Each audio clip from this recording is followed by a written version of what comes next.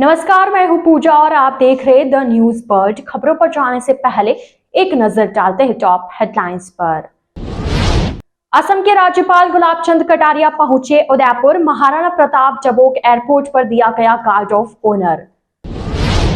बेकरिया में हुए paper leak मामले में गिरफ्तार आरपीएससी मेंबर को किया कोर्ट में पेश। पुलिस करेगी रिमांड की डिमांड। अंबावगढ़ से 1 किलो 520 ग्राम अवैध अफीम के साथ 2 व्यक्ति गिरफ्तार। अमावता पुलिस और गोवर्धन विलास की संयुक्त कार्रवाई। उदयपुर के सवीना सोफिट रोड पर हुआ हादसा। कार ने बाइक को मारी टक्कर। बाइक सवार दंपति हुए गंभीर घायल। और अब खबरें विस्तार से। बुधवार को 3 दिवसीय प्रवास के तहत असम के राज्यपाल गुलाब चंद कटारिया उदयपुर पहुंचे। यहां विभिन्न कार्यक्रमों में शिरकत करेंगे। शहर के अति व्यस्त सूरजपोल चौराहा स्थित टांगा स्टैंड के पास 6 करोड़ की लागत से नवनिर्मित 6 मंजिला ऊंची पजल पार्किंग का उद्घाटन गुलाब चंद कटारिया द्वारा किया गया। कटारिया ने राष्ट्रीय तीर्थ प्रताप गौरव केंद्र में वाटर लेजर शो का भी शुभारंभ किया। गुरुवार को मोहनलाल सुखाड़िया विश्वविद्यालय सभागार में राजस्थान के वरिष्ठ पत्रकार डॉक्टर संदीप पुरोहित द्वारा लिखित मेवाड़ पुनर्खोज पुस्तक का विमोचन कटारिया द्वारा किया जाएगा। इसके साथ ही राज्यपाल कटारिया सर्किट हाउस में अधिकारियों के साथ मीटिंग करने के साथ आमजन से चर्चा भी करेंगे। वहीं एयरपोर्ट पर पहुंचने पर बड़ी संख्या में शहर के गणमान्य लोगों ने कटारिया का स्वागत किया। स्पेशल ऑपरेशन ग्रुप ने 2nd ग्रेड शिक्षक भर्ती पेपर लीक मामले में बड़ी कार्रवाई करते हुए राजस्थान लोक सेवा आयोग के मेंबर बाबूलाल कटारा को गिरफ्तार किया था। एसओजी ने बाबूलाल को अजमेर स्थित उसके घर से पकड़ा था। साथ ही उसके भांजे विजय कटारा और ड्राइवर गोपाल सिंह को भी गिरफ्तार किया था। एसओजी ने आज तीनों को कोर्ट में पेश किया है। रिमांड की अवधि के दौरान तीनों से पूछताछ की जाएगी कि कैसे इन्होंने एग्जाम के पेपर शेरसिंह मीणा तक पहुंचाए। आपको बता दें, कुछ दिन पहले ही पेपर बेचने वाला शेरसिंह मीणा गिरफ्तार हुआ था। शेरसिंह मीणा ने भर्ती परीक्षाओं में पेपर लीक करने के लिए आरपीएससी मेंबर बाबूलाल कटारा से संपर्क किया था। उस समय बाबूलाल कटारा उदयपुर के आदिम जाति शोध संस्थान के निदेशक पद पर कार्यरत था। शेरसिंह मीणा को पता था कि बाबूलाल कटारा आने वाले समय में आरपीएससी में प्रमोट होकर मेंबर बन सकता है।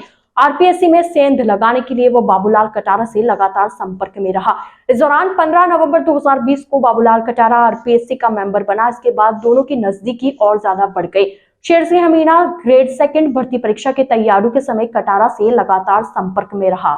इस दौरान वह भर्ती परीक्षा का पेपर लीक करने का प्रयास कर रहा था। भर्ती परीक्षा का पेपर आते ही उसने पेपर करीब 1 करोड़ रुपए में भूपेंद्र सारण को बेच दिया था। इसके बाद भूपेंद्र सारण ने 20 लाख रुपए का अपना कमीशन रखकर पेपर सुरेश ढाका को बेच दिया। सुरेश ढाका ने पेपर अपने साले सुरेश बिश्नोई को दिया था। सुरेश बिश्नोई ने वह पेपर अभ्यर्थियों को 5 से 8 लाख रुपए में बेचा था। जिला पुलिस अधीक्षक विकास शर्मा द्वारा जिले में अवैध मादक पदार्थों की तस्करी की रोकथाम के लिए विशेष अभियान चलाया जा रहा है। अभियान के तहत सीओ वेस्ट तपेंद्र मीणा के सुपरविजन में अमावता थाना अधिकारी के नेतृत्व में गठित टीम ने राडाजी चौराहा पर गश्त किया। इस दौरान टीम को गोवर्धन विलास पुलिस थाने के head constable Ganesh Singh, constable Bhagwati Lal खड़े मिले। गणेश सिंह ने बताया कि हमें अभी मुखबिर से सूचना मिली है कि 2 व्यक्ति, जिसमें से एक ने सफेद धोती व कमीज पहना हुआ है व दूसरे ने लोअर और टी-शर्ट, दोनों व्यक्ति होटल कालिका पैलेस अंबावगढ़ के सामने किसी वाहन के आने के इंतजार में खड़े हुए हैं, जिनके पास अवैध मादक पदार्थ अफीम होने की संभावना है। जिस पर अमावता और गोवर्धन विलास की टीम अंबावगढ़ पहुंची, जहां मुखबिर की सूचना के अनुसार दोनों व्यक्ति होटल कालिका पैलेस के सामने किसी वाहन के आने के इंतजार में खड़े मिले, जिनसे मौके पर ही रोककर नाम पूछा तो अपना नाम फूलचंद गुर्जर और बाल सिंह उर्फ बल्लू बताया। दोनों व्यक्तियों की तलाशी लेने पर कुल 1 किलो 520 ग्राम अवैध अफीम मिली, जिसको मौके पर जब्त किया गया। वहीं मामला दर्ज कर अनुसंधान जारी है। आरोपियों को पकड़ने में अम्बावता थाना अधिकारी Ravindra Charan, SI Renu Khoiwal, SI Narayan Singh, constable Alok Sawai Singh, Rajendra Singh, Shankar Singh और गोवर्धन विलास के head constable Ganesh, constable Dinesh Charan और भगवती लाल की अहम भूमिका रही।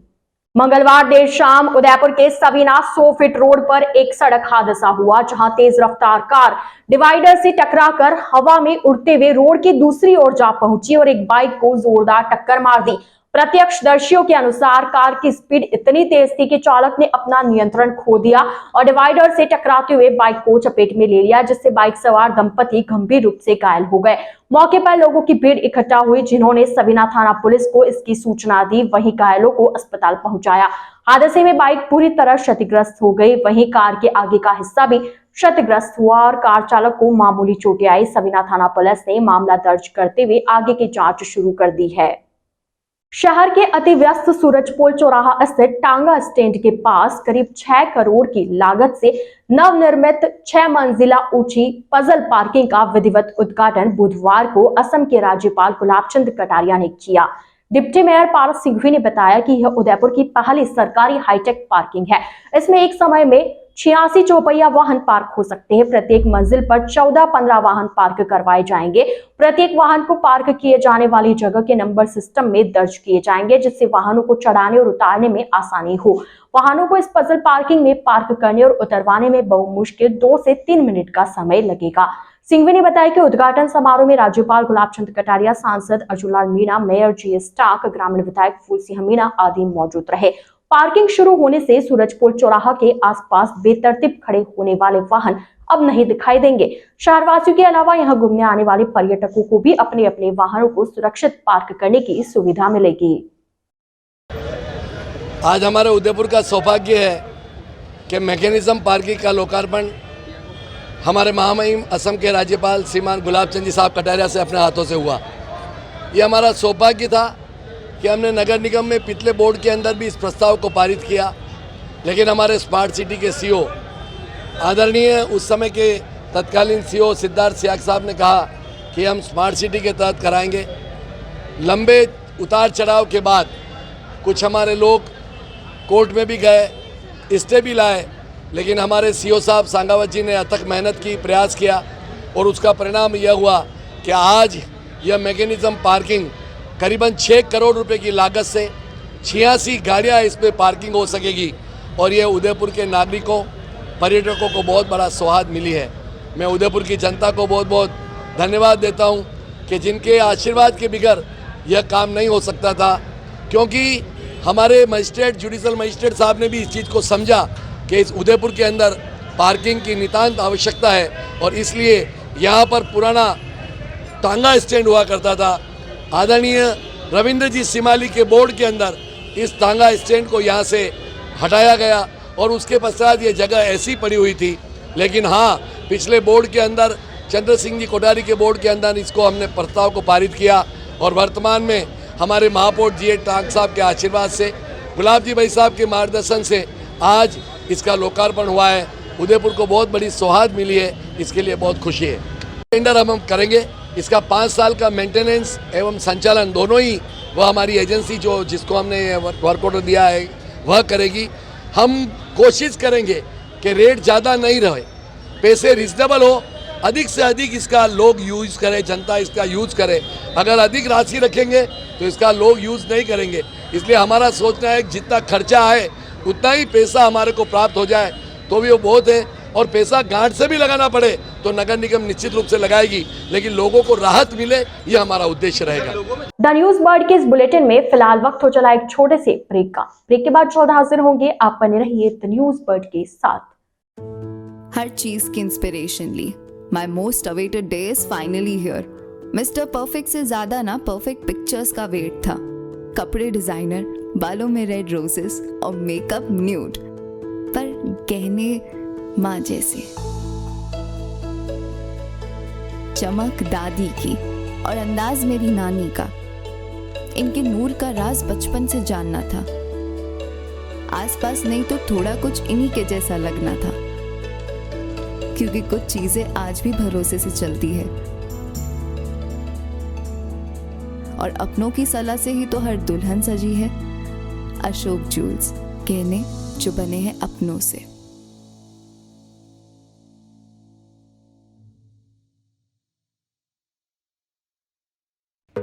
पश्चिमी राजस्थान में पावर की सभी समस्याओं के समाधान उपलब्ध करवाते हुए आभा जेनसेट 2 दशकों से diesel generator, transformer, electric panels एवं पावर कंसल्टेंसी की उत्कृष्ट विश्वसनीय सेवाओं के क्षेत्र में कार्यरत है। 2000 से ज्यादा schools, hospital, factories, industry, petrol pump, complex, carnival में सफल इंस्टॉलेशन। आभा जेनसेट 2000 से ज्यादा संतुष्ट कस्टमर्स का परिवार है। साथ ही पश्चिमी राजस्थान का सबसे ज्यादा बिकने वाला जनरेटर आभा जनरेटर। वोकल के लिए लोकल बने। आज ही संपर्क करें 9414195017 पर या 9829063200 पर। जय श्री कृष्णा, जय श्री गुरु महाराज। आज के इस आधुनिक युग में पावर की सप्लाई एक महत्वपूर्ण चीज हो गई है। जमाना इन्वर्टर और बैटरी से हटके कंटिन्यूस पावर पे आ गया है।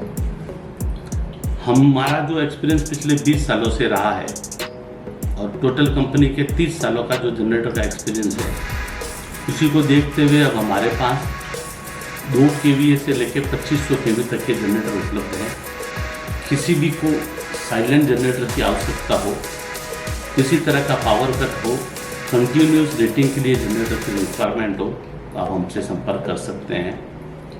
अब हम जोधपुर कॉर्पोरेट ऑफिस से जयपुर में जनरेटर बनाने की फैक्ट्री का उद्घाटन कर दिया है और पिछले 6 महीनों से हम कस्टमाइज जनरेटर सेट्स बना रहे हैं।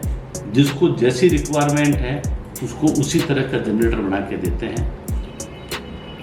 जो सहयोग पिछले 30 सालों से पश्चिमी राजस्थान का रहा है, उसी सहयोग के आधार पे हमने जनरेटर का कार्य मैन्युफैक्चरिंग का चालू किया है। हमारे पास सभी साइज के जनरेटर उपलब्ध है। उसके साथ कंट्रोल पैनल और सोलर का भी हम काम करते हैं। ट्रांसफार्मर, किसी भी तरह के पावर की आवश्यकता हो, आप हमसे संपर्क कर सकते हैं। जनरेटर के क्षेत्र में हमारे पास सभी तरह के साइज उपलब्ध है। हमारी कंपनी जो लीड डॉक्टर आभा बोरा कर रही है, हमारे पास ट्रेन इंजीनियरों की पूरी टीम है एवं उस टीम के साथ 30% का महिला रिजर्वेशन भी है और हर तरह की सेल्स और सर्विस हम प्रोवाइड कराते हैं। हम एस्कॉर्ट्स के ऑथराइज OEM हैं। आपको किसी भी तरह की रिक्वायरमेंट हो तो जरूर संपर्क करें। जोधपुर शहर में बेहतरीन चिकित्सा सुविधाओं से युक्त एवं मरीजों का विश्वास Daukiya hospital, a multi speciality centre. Chiranjeevi, RGH, CGHS, ECHS जैसी सरकारी योजनाओं के तहत निशुल्क ऑपरेशन व इलाज, हृदय रोग, स्त्री रोग, शिशु रोग, प्लास्टिक सर्जरी एवं दंत रोग, न्यूरोलॉजी एवं न्यूरो सर्जरी जैसे विशेष चिकित्सा सुविधाओं के लिए उपलब्ध है डाउकिया हॉस्पिटल। 24/7 आपातकालीन सुविधाएं, trauma centre, dialysis, cath lab, CT scan, ICU, CCU, NICU, यह सभी अब संभव है एक ही छत के नीचे। Daukiya hospital multi speciality centre, Pratapnagar toll office के सामने, सुरसागर रोड, प्रतापनगर, जोधपुर। अधिक जानकारी के लिए संपर्क करें 02912750 7340031491। अब चाहे शादी समारोह हो या कोई अन्य कार्यक्रम, बच्चों और बड़ों के लिए कपड़े खरीदना हो या मेंस एथनिक वियर, यह सब हुआ बहुत ही आसान, क्योंकि रामसन्स उपलब्ध करवाता है कपड़ों की वाइड रेंज, जहां आपको मिलते हैं kurta pyjama, shooting and shirting, formals wear. 1995 से जोधपुर वासियों का एकमात्र विश्वास रामसन्स। तो आज ही आइए रामसन्स और दीजिए खुद को नई स्टाइल। रामसन्स, चांसा तकिया रोड, जोधपुर। अब आपके घर में सगाई, शादी, बर्थडे पार्टी जैसे किसी भी इवेंट को खूबसूरत बनाने के लिए आपके बीच मौजूद है सुनैना इवेंट मैनेजमेंट। अब आपके इवेंट को खूबसूरत बनाने से लेकर खाने तक की जिम्मेदारी है हमारी, क्योंकि सुनैना इवेंट मैनेजमेंट और प्रिया एंटरप्राइजेस लेकर आए हैं सगाई से विदाई तक सारी सुव्यवस्थित सेवाएं। सुनैना इवेंट मैनेजमेंट, शादी आपकी, टेंशन हमारी। Wedding planner and birthday party specialist. Head office Nainchi Bagh, मावड़ियों की घाटी के पास, Jodhpur. Branch office Jodhpur Chopasni housing board, 17 sector, Bhatti की बावड़ी, जोधपुर। अधिक जानकारी के लिए संपर्क करें 9682656726 9314722491। ब्रेक के बाद आपका स्वागत है। आरएलपी के संयोजक हनुमान बेनीवाल मेवाड़ के दौरे पर रहे। इस दौरान एक निजी होटल में प्रेस कॉन्फ्रेंस करते हुए उन्होंने राजस्थान की सियासत में चल रहे मुद्दों पर खुलकर अपनी प्रतिक्रिया जाहिर की। वहीं सचिन पायलट को लेकर हनुमान बेनीवाल ने एक राजनीतिक राय दी है। हनुमान बेनीवाल ने कहा कि सचिन पायलट को कांग्रेस पार्टी छोड़ अपनी स्वयं की पार्टी बनानी चाहिए। अगर सचिन पायलट आरएलपी में भी आना चाहते हैं तो उनका स्वागत है। बेनीवाल ने कहा कि जब सचिन पायलट ने सरकार के खिलाफ माने सिर जाकर मोर्चा संभाला था, उस दौरान भी हमने उनका सहयोग किया था। हमारे तीनों विधायकों ने बीजेपी का साथ देने की घोषणा की थी, लेकिन सचिन पायलट उस दौरान मानेसर से वापस आ गए। यह उनकी बड़ी चूक थी। सचिन पायलट को इस्तीफा देकर अपने विधायकों के साथ चुनाव में जाना चाहिए था। बेनीवाल ने कहा कि इतिहास उन्हीं का लिखा जाता है जो आखिरी दम तक लड़ाई लड़ते हैं। उन्होंने कहा कि अगर सचिन पायलट अभी कांग्रेस छोड़ नया संगठन बनाते हैं तो राजस्थान में तीसरा मोर्चा कांग्रेस भाजपा को बड़ी शिकस्त देगा। मतलब मेरी आरएलपी पार्टी में मैं सुनो, मैंने मना कब किया? मैंने ये थोड़े कहा वो तो उनको पूछ लो ना। मेरे यहाँ तो स्वागत ही है, कमाल कर रहे हो, लेकिन वो आएंगे थोड़ी, इतने बड़े नेता हो कैसे आ सकता है आरएलपी? वो तो खुद अपनी पार्टी बनाए भाई। हम सब कर रहे हैं ना, हम भी कर रहे हैं ना उसमें। हाँ, क्योंकि ज्वाइंट पार्लियामेंट कमेटी जब बनी है ना, चाहे राजीव गांधी के खिलाफ उस समय बनी, बोफोर्स मामले सरकारें गई है, जेपीसी दूध का दूध और पानी का पानी कर देगी सारा। 100% है। अडानी को तो दिए ये पैसा सारा ही गया। मैं ऐसा है। हाँ बताएं। माननीय सर का आप जिक्र कर रहे हैं, अशोक गहलोत भी ये कहते हैं कि सचिन पायलट बीजेपी के साथ मिलकर सरकार गिराना चाह रहा था, और आप जो भी कह रहे हैं कि बीजेपी भी समर्थन दे रही थी माननीय सर उनकी वजह, तो क्या अशोक गहलोत की ये तमाम जो आरोप है ये कहीं ना कहीं सही है? मैं अशोक गहलोत के आरोपों का नहीं कह रहा हूँ, और उस समय मैं पायलट से ज़्यादा बीजेपी के साथ था। मैं पहले बता दूँ आपको, सचिन पायलट को हमने सपोर्ट पहले किया। दोबारा हमारी इच्छा थी गहलोत सीएम हटे और पायलट सीएम बन जाए, तो मेरे 3 MLA कैंप पर नहीं किया। भारतीय जनता पार्टी के विधायक साथ थे, और उसमें वसुंधरा ने 8 विधायक सीएम को दिए थे सपोर्ट। लाल झंडा ऑटो चालक यूनियन ने सिटी बस चालकों पर कार्रवाई की मांग को लेकर जिला कलेक्ट्रेट के बाहर प्रदर्शन करते हुए जिला पुलिस अधीक्षक को ज्ञापन सौंपा। प्रदर्शन कर रहे यूनियन के सदस्यों का कहना है कि 19 अप्रैल को सुबह 9 बजे बलीचा बाईपास पर ऑटो रिक्शा चालक एवं नगर निगम उदयपुर द्वारा संचालित सिटी बस के चालक व परिचालक के बीच विवाद हो गया, जिस पर सिटी बस चालक ने गोवर्धन विलास स्थित चुंगी नाके पर बस को रोक 3 ऑटो रिक्शा चालक मुकेश, धर्मेंद्र, अनिल के ऑटो रिक्शा रोक दिए। विवाद इतना बढ़ गया कि मारपीट की नौबत आ गई। इस दौरान उन्होंने इन ऑटो रिक्शा चालकों को धमकी दी। इसके बाद थोड़ी देर बाद पुलिस थाना गोवर्धन विलास की पुलिस मौके पर आई और पुलिस इन ऑटो रिक्शा चालकों को थाना गोवर्धन विलास ले गई और पाबंद किया। ऑटो चालकों का कहना है कि हमारे साथ दुर्व्यवहार किया जा रहा है। ऑटो रिक्शा चालक नियम से अपने ऑटो रिक्शा चलाकर अपने परिवार का पालन पोषण कर रहे हैं, लेकिन सिटी बस के चालक परिचालक ऑटो रिक्शा चालकों को ऑटो रिक्शा में सवारी नहीं बिठाने का कहकर आए दिन विवाद कर शांति भंग करते रहते हैं। ऐसे में एसपी को ज्ञापन सौंपकर गोवर्धन विलास थाना पुलिस को सिटी बस चालक परिचालक के विरुद्ध कानूनी कार्रवाई का आदेश देने के साथ निर्दोष ऑटो चालकों के विरुद्ध अनुचित कार्रवाई नहीं किए जाने के आदेश देने की मांग की।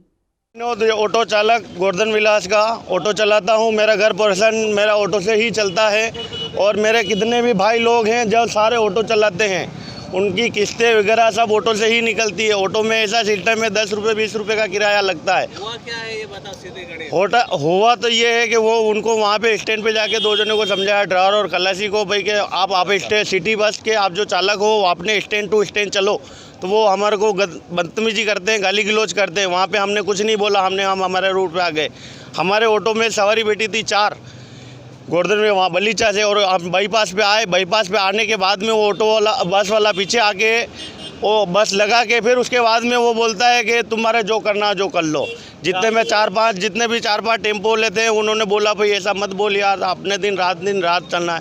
तो वो टालीवर निकालने लगे। टालीवर निकालने के बाद में जो ऑटो वाला था उसको आया गुस्सा, उसने फिर गाली गलौज नीचे से करने लगी। उनके जितने भी प्रशासन थे, सरकारी बस के जितने भी 3 बसें आई है, 2 तो 4 नंबर आई है, एक नंबर आई है, 2 तो उधर से आगे, एक इधर से आगे। उसमें से कम 30-35 लोग थे। हमारे टेम्पो वालों को कुछ नहीं बोला, और पुलिस वाले को फ़ोन किया, पुलिस वाले ने ले जाके पहले तो उनको वहाँ मारा। मारने के बाद में उनको थाने में लेके गए। थाने में ले जाके बाद में उसको और थाने में मारा। और बस वाला यूँ बोलता है कि हमको ये टेम्पो वाले से बहुत परेशानी था। हमसे साहब हमारी क्या परेशानी, हम ये जानना चाहते हैं। आप क्या चाहते हो? हम तो ये चाहते हैं कि साहब हमारा पेट, गरीब है लोग हैं, और हमारा पेट ऐसे ही जो भर रहा है वैसे भरने दो। ऑटो चालक को गिरफ्तार किया गया? नहीं, 3 जने को साहब। अभी 2 दिन पहले उन्होंने आपके ऊपर आरोप लगाया कि ऑटो चालक द्वारा हमारे साथ मारपीट की गई, एक बार सूरजपोल में और एक बार नहीं सर, मैं वो नहीं कहता। मेरा कहने का मतलब है कि जिसने मारपीट करी उसको आप ढूंढो, उसको पकड़ो। कौन है वो? टेम्पू वाला है। टेम्पू एक टेम्पू नहीं, आप बजाज भी ढूंढोगे वो भी टेम्पू में आएगा, टाटा मैजिक टेम्पू ढूंढोगे वो भी टेम्पू में आएगा। टेम्पू का मतलब ये नहीं होता, लाइन वाला टेम्पू कहलाता है। आप जैसे आप पे लेके जा रहे हो, 4 सवारी मिल गई, ऑटो वाला थोड़ी बोलेगा क्या? ऑटो एक तरह का ऑटो नहीं, 10 तरह के ऑटो है। ऑटो कौन सा ऑटो है? आपने प्रशासनिक अधिकारियों को ज्ञापन दिया है, क्या जी मांग की है? मांग तो ये की है साहब, हमारे को किसी से कोई लेना देना नहीं। हमारा जैसा चल रहा है वैसे स्टैंड टू स्टैंड चलो ना, हम मना थोड़ी करें। स्टैंड टू स्टैंड चलो हमारा। आप जैसे आप किसके साथ? साल का पहला सूर्य ग्रहण गुरुवार को लगेगा। हिंदू पंचांग के अनुसार वैशाख माह की अमावस्या तिथि के दिन यह ग्रहण लगेगा। ज्योतिष शास्त्र के अनुसार ग्रहण का विशेष महत्व होता है। भारतीय समय के अनुसार यह सूर्य ग्रहण सुबह 7:04 से शुरू हो जाएगा, जो दोपहर 12:29 तक चलेगा। इस सूर्य ग्रहण की कुल अवधि 5 घंटे 24 मिनट तक रहेगी। हालांकि साल 2023 के पहले सूर्य ग्रहण का नजारा भारत के लोग नहीं देख सकेंगे। यह सूर्य ग्रहण ऑस्ट्रेलिया समेत चीन, Thailand, America, Malaysia, Japan, New Zealand, Hind महासागर और प्रशांत महासागर जैसी जगहों पर दिखाई देगा। पंडित हरिश्चंद्र शर्मा ने बताया कि साल 2023 का यह पहला सूर्य ग्रहण भारत में दिखाई नहीं देने के कारण इसका सूतक काल मान्य नहीं होगा। शास्त्रों के अनुसार जहां जहां पर ग्रहण का असर होता है वहां पर सूतक काल प्रभावी माना जाता है। इस कारण से भारत में सूतक काल प्रभावी नहीं होगा। जी सर। मैं पंडित हरिश्चंद्र शर्मा, उदयपुर। कल के ग्रहण के बारे में आपको कुछ समाचार देना चाहता हूँ। कल का सूर्य ग्रहण अद्भुत है। अद्भुत इस अर्थ में है कि कल का जो सूर्य ग्रहण होगा वो कंकणाकृति का होगा। सूर्य बीच में से ढक जाएगा पूरा, बाहर उसके एक रिंग रहेगी कंकण जैसी, एक कंगन होता है ऐसा, और करीब 5.5 घंटे तक ये चलेगा। सुबह 7 बजे से प्रारंभ होगा, 9:47 पर पूरा कंकण आकृति दिखेगा। और ये कंकण आकृति हर बार नहीं होती है, कभी कभी होती है, परंतु हमें ये सौभाग्य प्राप्त नहीं होगा कि हम भारत वाले उसको देख सकें। एंटार्क्टिका, ऑस्ट्रेलिया, इंडोनेशिया की तरफ दिखाई देगा, अर्थात दक्षिणी गोलार्ध की ओर इसका दृश्य होगा। भारत में तो ये दिखाई नहीं देगा, इसलिए भारत के लिए ये मान्य नहीं होगा। जो सूतक आदि माने जाते हैं वो भी इसमें नहीं माने जाएंगे, परंतु इस दृश्य को देखना वास्तव में अद्भुत होगा, निराला होगा। बाकी भारत के लिए जो धार्मिक दृष्टि से माना जाता है उस दृष्टि से इसको मान्यता नहीं। द न्यूज बर्ड के इस बुलेटिन में फिलहाल इतना ही। अब दीजिए इजाजत। पूजा कौर आप बने रहिए द न्यूज बर्ड के साथ। नमस्कार।